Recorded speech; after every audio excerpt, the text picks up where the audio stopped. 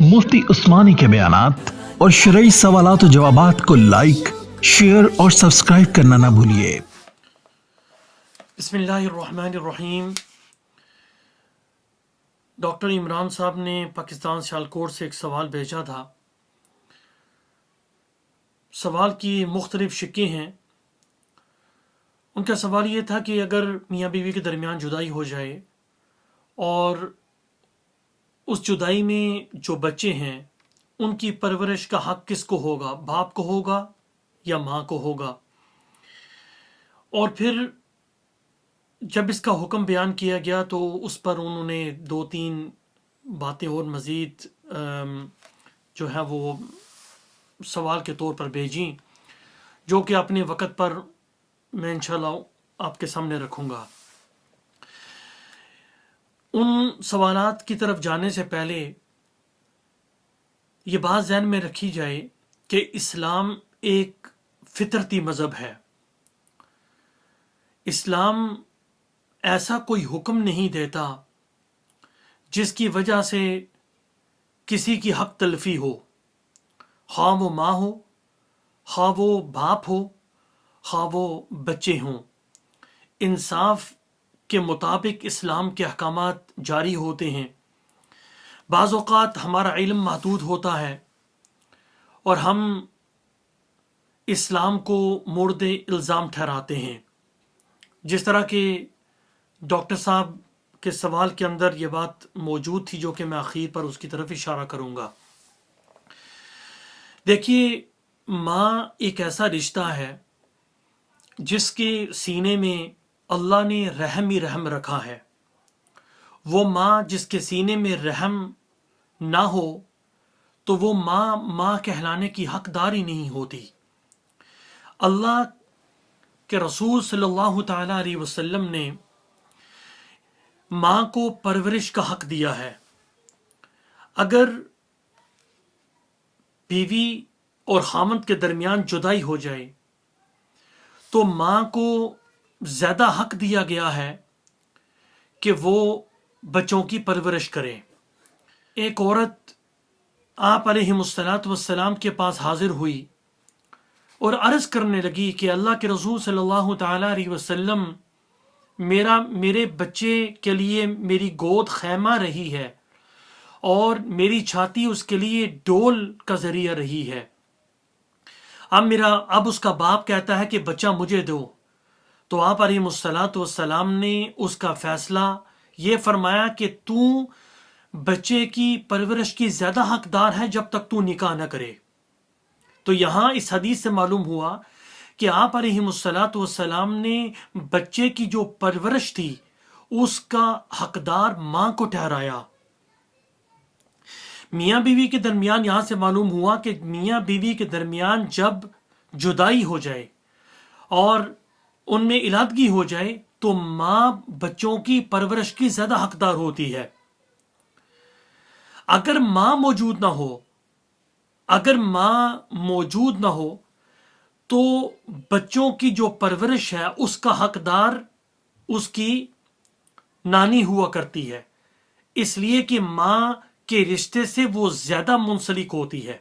जिस तरह एक माँ के सीने में ज़्यादा रहम होता है, नानी के सीने के अंदर भी वो ज़्यादा रहम होता है। वो बहुत करीबी रिश्ता होता है। तो अगर माँ ना हो, अगर माँ मौजूद ना हो तो फिर उसका ज़्यादा हकदार जो है वो उसकी नानी होती है। तो इसकी एक अकली वजह यह है कि माँ के अंदर ज़्यादा शफकत पाई जाती है, उसके अंदर रहम ज़्यादा होता है, लिहाजा माँ को बच्चों की परवरिश का हक दिया गया कि अगर दोनों में इलादगी हो जाए तो फिर माँ जो है वो ज़्यादा हकदार है बच्चों की परवरिश की। हज़रत उमर रज़ी अल्लाह तआला अन्हु की जब बीवी के साथ इलादगी हुई और आपका मसला हज़रत अबू बकर सिद्दीक़ रज़ी अल्लाह तआला अन्हु के पास पहुँचा तो आपने जो उनका बेटा आसिम था उसका हकदार जो ठहराया, परवरिश के ज़्यादा हकदार ठहराया, वो उम्मे आसिम को ठहराया। आपने हज़रत उमर रज़ी अल्लाह तआला अन्हु को मना किया और उसकी वजह यही थी کہ ماں کے اندر زیادہ شفقت پائی جاتی ہے، اور ماں کی اس شفقت کی وجہ سے حضرت ابو بکر صدیق رضی اللہ تعالیٰ عنہ نے حضرت عمر کو منع کیا کہ آپ یہ بیٹا نہیں لے سکتے، بلکہ حق جو ہے وہ ماں کو دیا۔ تو ایک بات تو یہ بات جو ہے وہ واضح ہوتی ہے، لیکن یہ بات ذہن میں رکھیے کہ جو نفقہ ہے وہ اس کا نفقہ کا ذمہ دار باپ ہوگا، اور اگر ماں جو ہے وہ پرورش کرنے سے انکار کر دے تو اسے مجبور نہیں کیا جا سکتا، اس لیے کہ ممکن ہے کہ وہ پرورش سے عاجز ہو، ممکن ہے کہ اس کو کوئی مسئلہ ہو، لیکن جو خرچہ ہوگا وہ باپ پر ہوگا۔ اسلام نے جہاں ماں کو پرورش کا حق دیا ہے، یہ بات ذہن نشین رہے کہ اگر ماں پرورش کے دوران اگر وہ نکاح کر لیتی ہے تو اس سے پرورش کا حق اسلام نے لے لیا ہے، اور وہ حق اس کی نانی کی طرف منتقل ہو جاتا ہے۔ اور اس کی دلیل یہ ہے کہ حضرت عمر رضی اللہ تعالیٰ عنہ کی بیوی ام عاصم نے جب کسی اجنبی کے ساتھ نکاح کیا تو ہوا یہ کہ حضرت ابو بکر صدیق رضی اللہ تعالیٰ عنہ نے اس کی پرورش کا حق، یعنی عاصم جو حضرت عمر رضی اللہ تعالیٰ عنہ کا بیٹا تھا، اس کا حق دے دیا نانی کو، یعنی نانی زیادہ حقدار ہے ماں کے بعد۔ تو جب انہوں نے ام عاصم نے حضرت عمر رضی اللہ تعالیٰ عنہ کی بیوی نے نکاح کیا کسی اجنبی کے ساتھ، تو حضرت ابو بکر صدیق رضی اللہ تعالیٰ عنہ نے فیصلہ فرمایا کہ یہ بیٹا عاصم اس کی نانی کو دے دیا جائے۔ تو یہاں سے یہ بات معلوم ہوتی ہے کہ اگر عورت کسی یعنی پرورش کے دوران اگر کسی شخص سے نکاح کر لیتی ہے، کسی اجنبی شخص کے ساتھ نکاح کر لیتی ہے، میں بار بار لفظ بول رہا ہوں اجنبی، کسی اجنبی مرد کے ساتھ نکاح کر لیتی ہے، تو پھر اس صورت کے اندر اس سے اسلام نے پرورش کا حق لے لیا ہے۔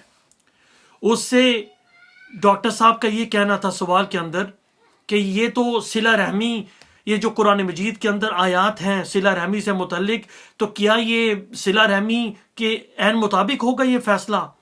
یہ بالکل صلہ رحمی کے عین مطابق فیصلہ ہے، اس لیے کہ اسلام دین فطرت ہے۔ جیسے میں نے پہلے کہا، اسلام کوئی ایسا فیصلہ نہیں کرتا کہ جس کی وجہ سے کسی پر کوئی حرف آئے، کسی کی عزت اور توقیر کے اندر جو ہے وہ کوئی فرق پڑے۔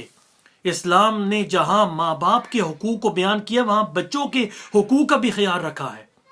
اب دیکھیے اس کی وجہ حق پرورش لینے کی، شادی کے بعد کسی اجنبی کے ساتھ، یعنی اگر وہ عورت کسی اجنبی کے ساتھ نکاح کرتی ہے تو اسلام نے پرورش کا حق لے لیا، اور حق لینے کی وجہ یہ ہے کہ جب وہ اپنے بچے کو لے کر دوسرے شخص کے پاس جائے گی تو دوسرا شخص اس کے سینے کے اندر اس طرح محبت نہیں ہوگی جس طرح باپ کے پاس ہوتی ہے، جس طرح ماں کے پاس ہوتی ہے، جس طرح اپنے قریبی عزیز و اقارب کے پاس ہوتی ہے۔ وہ محبت اسے وہاں نہیں ملے گی۔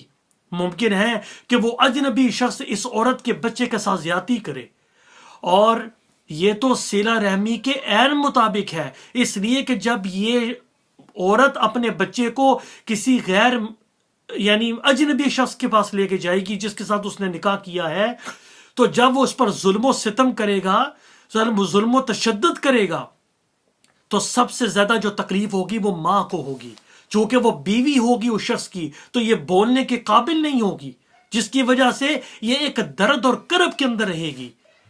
لیکن اس کے مد مقابل اس کا الٹ دیکھا جائے کہ اگر یہ کسی قریبی رشتے کے پاس اگر اس کا بچہ رہے گا، یعنی نانی ہوئی یا دادی ہوئی، تو وہ اسے محبت اور پیار کے ساتھ رکھے گی۔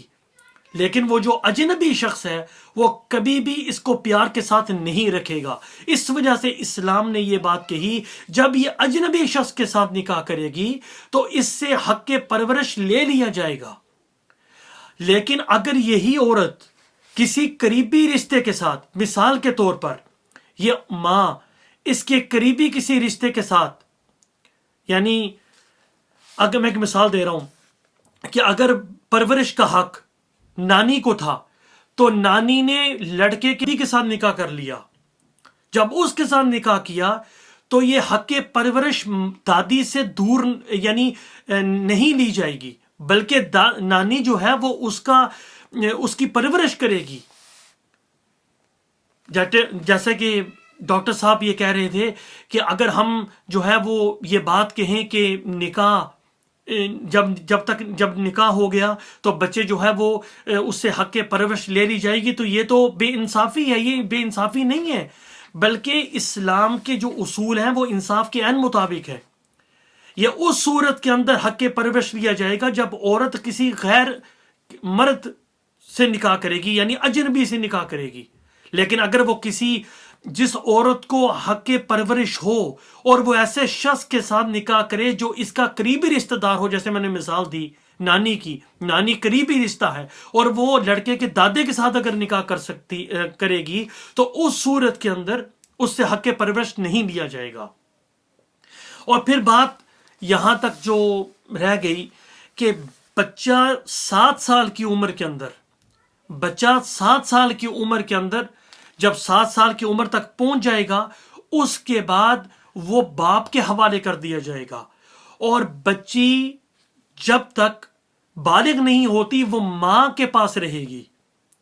آپ دیکھیے اسلام کا یہ خوبصورت اصول کہ بچہ جب تک، حدیث میں آتا ہے، روایات میں آتا ہے کہ بچہ جب تک کھانے کے قابل نہ ہو جائے، استنجا کرنے کے قابل نہ ہو جائے، اور اپنے کپڑے تبدیل کرنے کے قابل نہ ہو جائے، تو ان چیزوں پر جب اسے قدرت ہوگی تو اسے باپ کے حوالے کر دیا جائے گا، اس لیے کہ ماں نے اس کی پرورش کی. اور حدیث میں یہ بھی بات ملتی ہے جب بچہ 7 سال کا ہو اسے نماز کا حکم دیا جائے، اس لیے کہ وہ خود استنجا بھی کر لیتا ہے. اسے دوسرے امور پر، کپڑے بھی تبدیل کرنے پر اور اپنے آپ کی صفائی کرنے پر اسے قدرت ہوتی ہے، وہ خود کھا بھی سکتا ہے. وہ کافی حد تک ماں کے اس خدمت سے بری ہو جاتا ہے. لہٰذا اسے 7 سال کی عمر سے کہا گیا اب وہ اسے باپ کے حوالے کر دیا جائے، اس لیے کہ وہ ایک لڑکا ہے جو اس نے ایک مرد بننا ہے، اور مستقبل کے اندر اسے مردوں کے آداب سیکھنے ہیں، اور وہ مردوں کے آداب ماں کے پاس رہ کے نہیں سیکھ سکے گا، بلکہ وہ مردوں کے آداب وہ باپ کے پاس سیکھ سکے گا. لہٰذا اسلام نے کہا کہ جب بچہ 7 سال کا ہو جائے اسے حوالے کر دیا جائے باپ کے. لیکن اگر دونوں کی رضامندی ہو، باپ کی رضامندی ہو کہ وہ ماں کے پاس زیادہ رہے تو اس میں حرج نہیں ہے. لیکن اگر ماں قانونی سہارا لے کر بچے پر قبضہ کرنا چاہتی ہے اور اسے باپ کے پاس نہیں جانے دیتی تو پھر اس صورت کے اندر ماں گنہگار ہوگی. اور بچی کا جہاں تک حکم ہے، حدیث میں آتا ہے کہ بچی کا حق پرورش، یعنی بچی جو ہے وہ ماں کے پاس اس وقت تک رہے گی جب تک وہ بالغ نہیں ہوتی. اب وہ 7 سال کی عمر تک تو وہ تمام چیزوں سے بے نیاز ہو جائے گی، وہ کھا سکتی ہے، استنجا کر سکتی ہے، اپنی آپ کی صفائی کر سکتی ہے، لیکن اسے ماں اور نانی کے پاس رہنے کا حق اس لیے زیادہ دیا گیا کہ اسے نسوانی آداب سیکھنے ہیں، اور وہ نسوانی آداب جو ہیں وہ ماں ہی سکھا سکتی ہے. وہ اسے کھانا پکانا اور دیگر جو گھریلو جو امور ہیں وہ بالغ ہونے تک اسے اپنے پاس رکھے گی اور اسے سکھائے گی. لیکن جب وہ بالغ ہو جائے تو حدیث سے معلوم ہوا کہ جب اسے حیض آنے لگے اب وہ باپ کا زیادہ حقدار ہے، اس لیے کہ اب اسے حیض آ گیا، وہ بالغ ہوگی، اب اس کی حفاظت اس کا باپ ماں سے زیادہ کر سکتا ہے، اور اس کی شادی جو ہے وہ باپ زیادہ جو ہے وہ اچھے طریقے سے کے ساتھ جو ہے وہ کر سکتا ہے، اس کے اخراجات اٹھا سکتا ہے. لہذا اسلام نے ماں کو بالغ ہونے تک، یعنی بچی کے بلوغت تک حق پرورش دیا. اب وہ بالغ ہو گئی، اب اس کا حق پرورش جو ہے وہ ختم ہو گیا ماں کا، اب اسے جو ہے وہ باپ کے حوالے کر دیا جائے گا تاکہ وہ اس کی عزت اور ناموس کی حفاظت کر سکے. تو بہرحال ڈاکٹر صاحب کے جو سوالات تھے کہ اگر ہم بچوں سے، ماں سے اس کے بچے چھین لیں تو وہ دوسرا نکاح نہیں کرے گی، وہ حرام کاری کرے گی. دیکھیے اس کے حق پرورش اس صورت کے اندر اسلام نے لیے ہیں کہ جب وہ کسی اجنبی مرد کے ساتھ نکاح کرے گی، اور یہ حدیث کے اندر موجود ہے. حضرت ام عاصم نے جب کسی غیر یعنی اجنبی شخص کے ساتھ نکاح کیا تو اس کا حق پرورش اس کی نانی کو دے دیا گیا. تو لیکن اگر وہ کسی قریبی رشتے کے ساتھ منسلک ہوتی ہے، نکاح میں ہوتی ہے، تو اس صورت کے اندر اس کا حق نہیں دیا جائے گا۔ تو بہرحال خلاصہ کلام یہ ہے کہ پرورش کا جو حق ہے وہ ماں کو ہی ہے اصلاً۔ جب تک بچہ 7 سال کا نہیں ہوتا ماں کو حق ہے، جب بچی بالغ نہیں ہوتی وہ ماں کے پاس ہی رہے گی، لیکن جب وہ بالغ ہو گئی اس کے بعد وہ باپ کے پاس چلی جائے گی۔ لیکن اگر باپ جو ہے وہ اس بات پر رضامند ہے کہ میری بیوی ہے، جو پہلے میری نکاح کے اندر بیوی موجود تھی اور جو اس لڑکی کی ماں ہے وہ اس کو مزید رکھ سکتی ہے، تو کوئی مسئلہ نہیں ہے۔ لیکن اگر وہ اس کو اجازت نہ دے تو وہ قانونی سہارا لے کر اگر اپنے پاس رکھے گی تو وہ عورت عند اللہ گنہگار ہوگی۔ واللہ عالم بالصواب۔ والسلام علیکم ورحمۃ اللہ